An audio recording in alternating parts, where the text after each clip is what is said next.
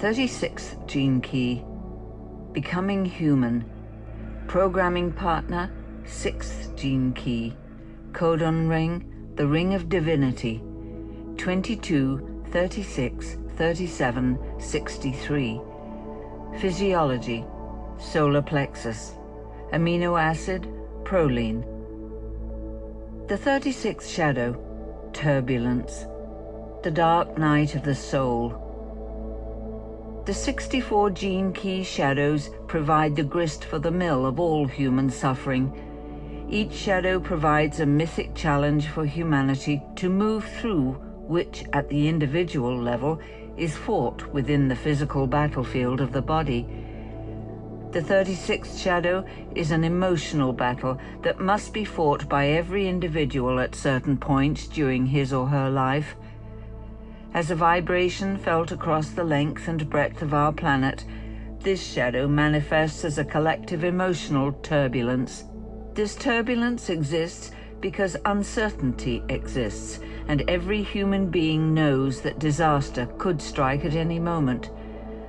There is a great deal of heavy propaganda for the 36th shadow, particularly through the modern mass media.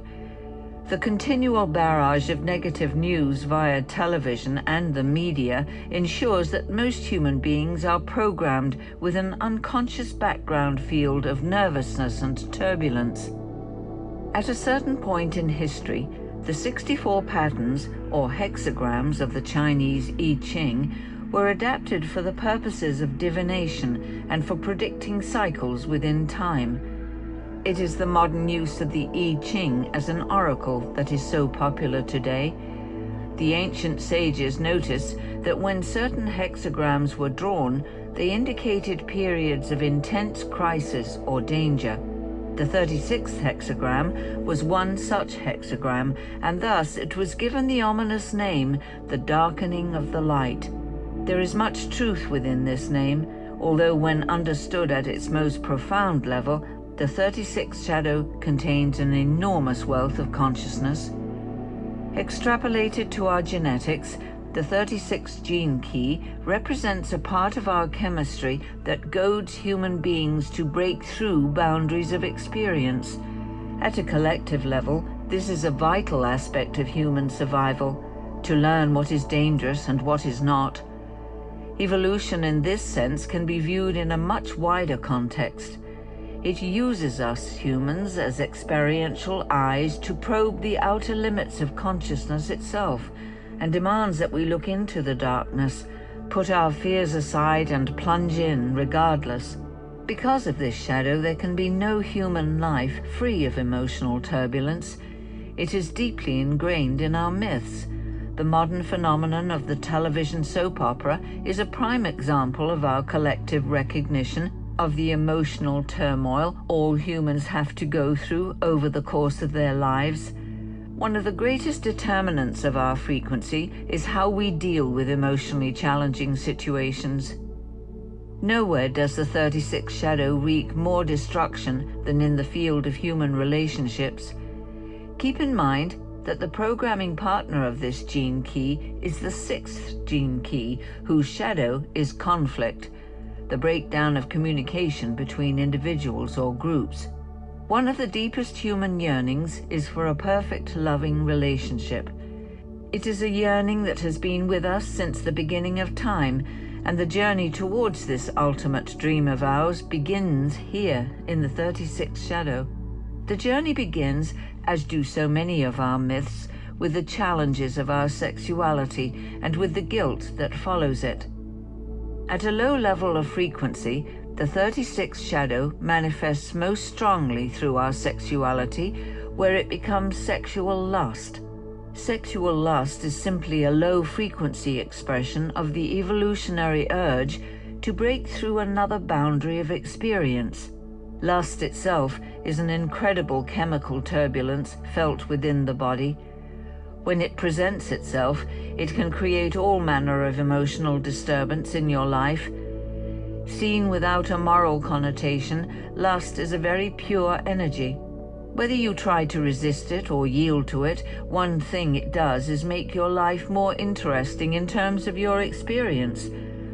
This is exactly the purpose of the 36th shadow, to create an interesting storyline to your life, thereby pushing you forward.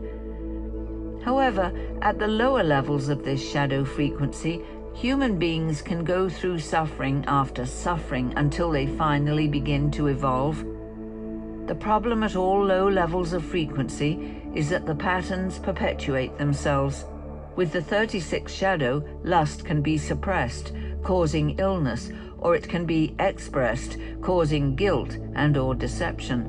Lust in itself is not a negative energy, but is dirtied through entanglement in human morality. Sooner or later, all human beings must raise their frequency in order to escape being victims of these shadows. When this happens, problems such as sexual lust cease to be problems. They are dealt with cleanly and honestly, with open-hearted communication and freedom from guilt. No feeling in us is ever wrong or bad. Every human being is innocent of their own chemistry and the way it makes them feel.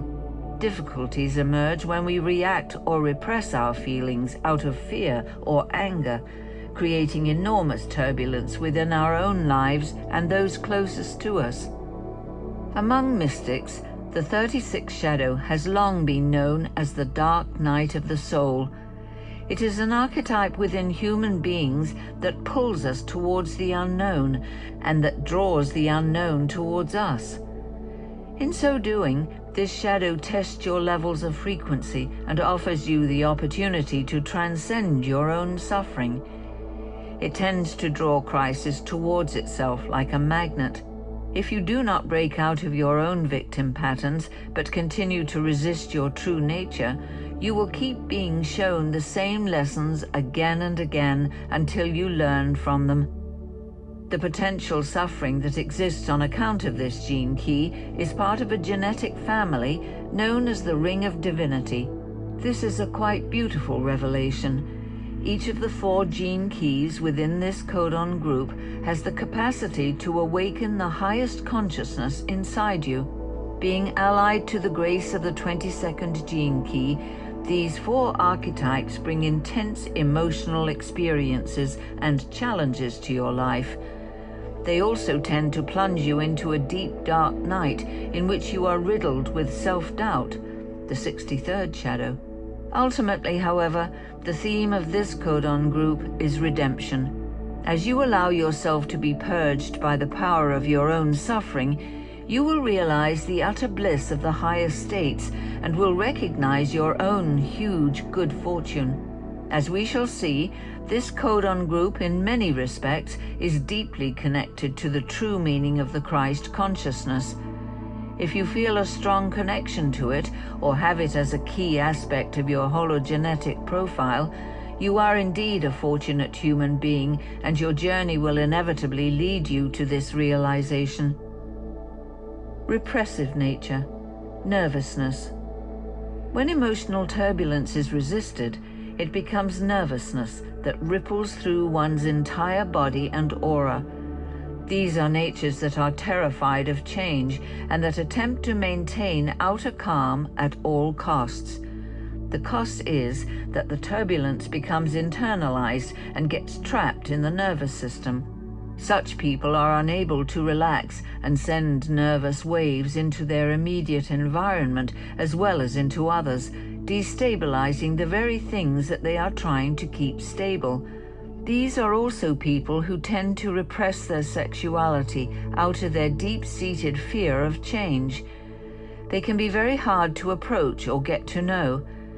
Nevertheless, the terrific primal force of our sexuality cannot be indefinitely repressed, and the usual result is a nervous breakdown or cancerous disease of some kind. Reactive nature, crisis-prone. When emotional turbulence is expressed without clarity or honesty, it results in repetitive, destructive emotional situations. These are people whose lives run like the soap operas. The reactive nature is more likely to have sexual affairs and then conceal them through guilt.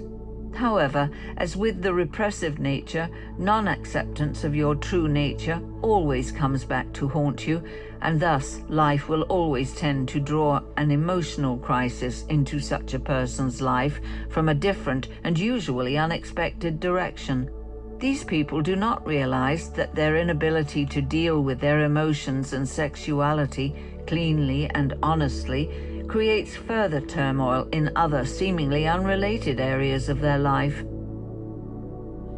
The 36th gift, humanity, the spirit descending. When your struggles with sexuality and emotional turbulence are finally embraced openly and honestly, a remarkable gift is born. You finally graduate as a human being. The 36th gift is the gift of humanity. And this is what human suffering is really all about. It is our suffering that connects us all together. It opens up your eyes beyond your self-obsessions and forces you to evolve beyond your selfishness. To be a fully integrated human being means to begin to transform your own suffering and open your heart to life.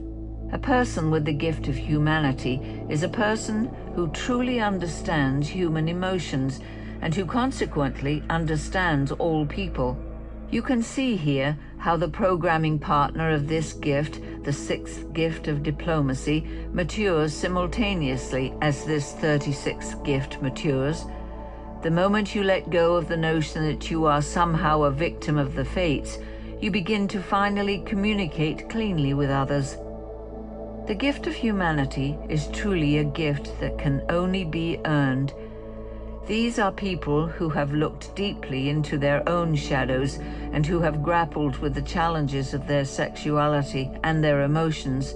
These are people who are in the process of accepting their own suffering and thus experience it at a different level of frequency. Only at the highest levels is our suffering instantaneously transformed into rapture. At the gift level, however, suffering is still suffering, but it brings human beings together rather than pushing them apart. This gift is about humaneness. It is about working from your heart.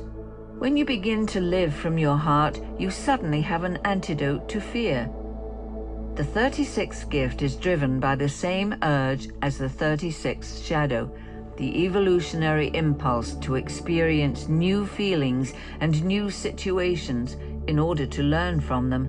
Here, with an open heart, the 36th gift can negotiate challenging and potentially turbulent emotional situations with maturity and diplomacy, taking one's own and others' feelings into consideration. People with the 36th gift are thus the kind of people that others turn to when in distress, since their aura resonates strongly with the common human theme of suffering. At this level, these people are no longer overwhelmed by emotions as they tend to be at the shadow level, but have opened and expanded themselves to life through harsh experience. This makes them emotionally capable of handling all manner of traumatic experiences. As a living transmission, the 36th gift carries a great teaching into the world, the celebration of humanity. It contains a natural spirituality that is more humanist than divine. In this sense, it is one of the most grounded of all the gene keys. It is a bridge for the higher bodies of humanity to move down into the lower planes and transform them. It conveys the image of Christ descending into hell and absorbing its frequencies fully into his own being. All human beings partake of this gene key, whether it is prominent in your hologenetic profile or not. Every emotional struggle that comes your way talks directly to this aspect within your DNA. At the gift level, the 36th gene key has learned to accept the pain rather than run from it. In embracing pain, you are actually trusting in your strength and in life. If you are in pain, then that pain is there to teach you something. It is an invitation to accept your humanity in more depth and to feel the humility of living within a mortal form. The presence of the 36th gift in someone's genetic makeup gives a deep insight into what kind of life they will live. People with the 36th gift prominent in their hologenetic profile will have a strong theme of emotional healing running through their lives, and will tend to draw experiences and people into their lives who reflect this.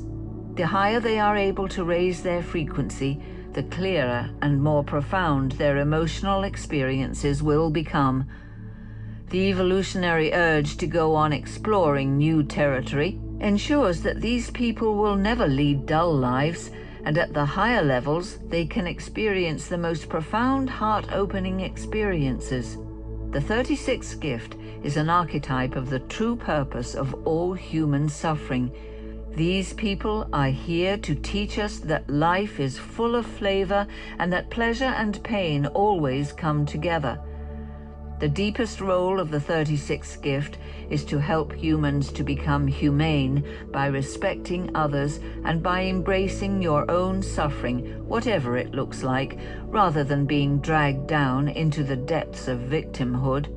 It is this courage and deep acceptance of the life process that will eventually give rise to the highest of all human expression, the expression of compassion. The 36th Siddhi, compassion, the Beatitudes.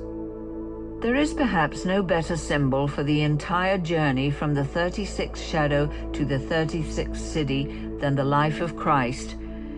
In examining the 64 Siddhis, one can see that certain gene keys appear to have very strong connections with certain mystical lineages or figures. The myth of Christ is one of these key repeating lineages, but the lineage does not so much concern the historical personage of Jesus himself as the frequency represented by him. The symbol of Christ on the cross is a powerful reminder of the truths inherent within this 36th gene key. It reminds us that we are each mortal and that there is great beauty in our humanity, echoed in Christ's assertion that he was the Son of Man. People who do not understand the true relevance of the symbol of Christ on the cross may see this as an inglorious representation of a god. In most religions, the prophets or gods are seen as powerful, beautiful, or awesome, whereas the figure of a man dying helplessly on a cross appears to be a deep representation of a victim's state of consciousness. However, it is this aspect of Christ that makes him such an approachable figure for so many people. The very fact that he is suffering makes him more human. This approachability is what sets the 36th Siddhi so far apart from many of the other manifestations of the Siddhic level of consciousness. This is a Siddhi that spans the chasm between man and God, between being a victim and being enlightened.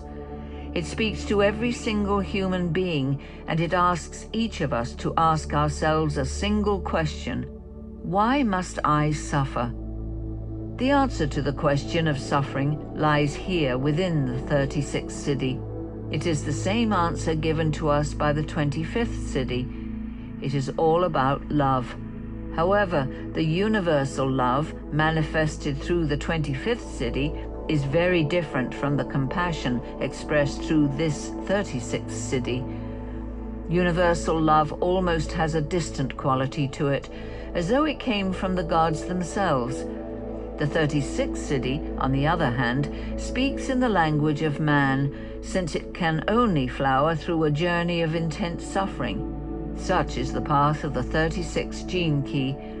This is the flowering of suffering itself, and as such, it can no longer be understood through the word suffering. It is the fragrance released after the storm is over, and just like the 36th gift of humanity, this is a Siddhi that has to be earned. Beings like Jesus, who attain final liberation through this Siddhi, are salt of the earth people. They are burnished over and over again through the trials their life brings to them, and once they have made that magical step away from seeing suffering as negative, it stops being so. It actually becomes their muse. At the Siddhic level, your own suffering becomes so universalized that it encompasses all humanity. All boundaries of self dissolve. Suffering and compassion merge into one as your human heart explodes with the feelings of all human beings, their pleasures and their pain, their aches and longings, their vices and their virtues. At this Siddhic level, as the programming partner of the sixth Siddhi testifies, peace reigns supreme. In every mythic journey, there must always be a final trial, a moment of utter hopelessness and helplessness, like Jesus hanging bereft on the cross, crying out in agony to his God for understanding. These moments, these darkenings of the light, come to us in life not so much to test us, but to cut us so deeply with our own humanity that we are reminded of the awesome power of our own compassion for all our fellow men. Such trials give us the opportunity to make huge evolutionary leaps out of our shadow states and into the higher frequencies. There are many traditions which speak of this Siddhi in terms of miraculous transformations made by truly evil beings who, in a moment of utter horror and complete surrender, make the leap straight from the shadow state into the Siddhic state. This is one of the very few gene keys that allows such miraculous leaps of consciousness. Those in whom this Siddhi has awakened tend to keep moving into those areas of life where the light is most darkened. They usually flourish during periods of crisis or war, or live and work among the poor and wretched. The 36th Siddhi goes on longing to explore the frontiers of consciousness within form, and after a certain point, it ceases to care or identify with its own security at all. Anyone manifesting the 36th Siddhi has at some point sunk into such a dark space of helplessness themselves that it is impossible for them to experience anything as intense again. This has the effect of annihilating all fear from their system, so that true peace emanates from within them. The simple presence of such people and the look in their eyes or the softness of their voice can trigger all manner of so-called miracles in those whom they meet. These are the most heart-melting people ever to walk the face of the earth. Wherever they go, the true frequency latent within human suffering is immediately released, and compassion tears open people's chests and explodes inside their hearts. Even the darkest of natures can be instantaneously brought to tears through the presence of this 36th Siddhi. With this in mind, and held softly in your heart, perhaps you may come to a deeper, intuitive understanding of the true meaning of the Beatitudes, those famous words of Jesus uttered in the Sermon on the Mount. Blessed are the poor in spirit, for theirs is the kingdom of heaven. Blessed are those who mourn, for they will be comforted. Blessed are the meek, for they will inherit the earth. Blessed are those who hunger and thirst for righteousness, for they will be filled. Blessed are the merciful, for they will be shown mercy. Blessed are the pure in heart, for they will see God.